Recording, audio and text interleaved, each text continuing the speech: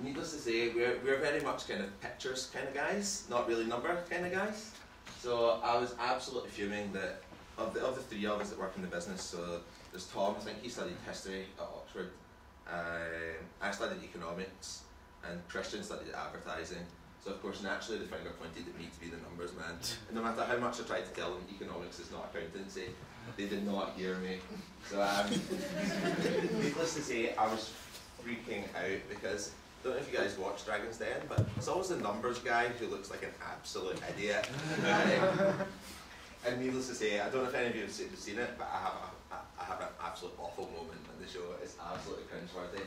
But, so the night before, we actually realised there was a fundamental flaw in the numbers. So we actually had to, we were just so underprepared as well, it's unreal. We hadn't even written a pitch. So we had to meet in reception at 7 AM. This was 2 AM the night before.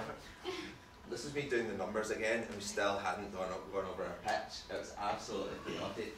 But I think for us, we always understood that we probably weren't, or we definitely weren't the sharpest when it came to business sense, but we had real belief and an understanding of the brand. And for us, logistics, we were just like, yeah, someone will work that out. But our brand's the real thing that's quite engaging, quite difficult to mastermind. And we just had so much confidence in our brand that we knew going into Dragon's Den that the business backing might not have been there, but we were pitching a brand and we could see really the bigger picture of what we were doing.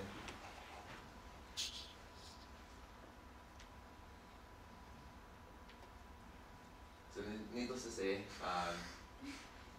all went quite well, and then they actually had to, when they were filming this, because people don't realise they pitch for 3 minutes, you pitch for, but they ask you questions for 2 hours.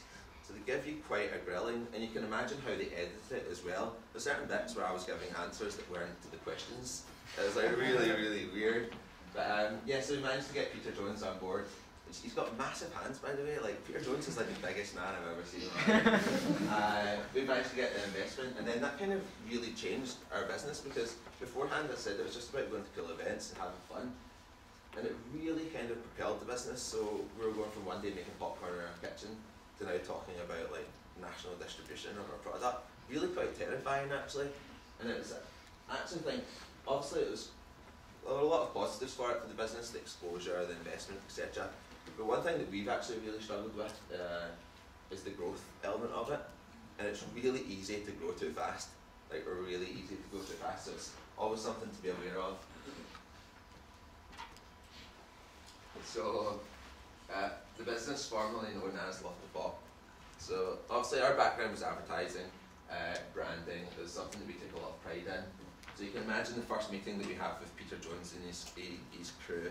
And this, one of the guys that we work with, he's quite like a big name in the world of branding, so he was responsible for like Who Wants to Be a Millionaire board games and stuff like that, and he also did the Bob the Builder Christmas single, that's his claim to fame.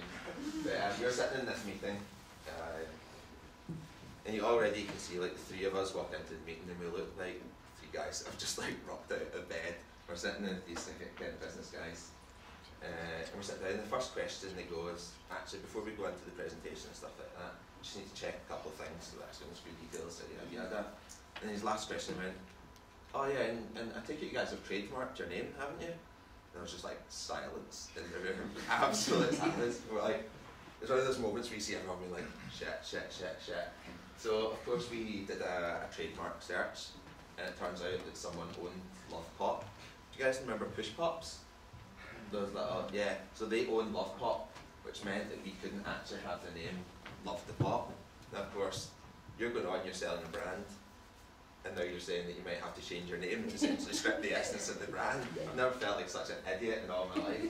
Luckily we managed to get quite a good lawyer involved, and we're now technically called Love the Popcorn. So managed to get away with the technicality. So always if you're starting a brand, do a trademark search on the name first.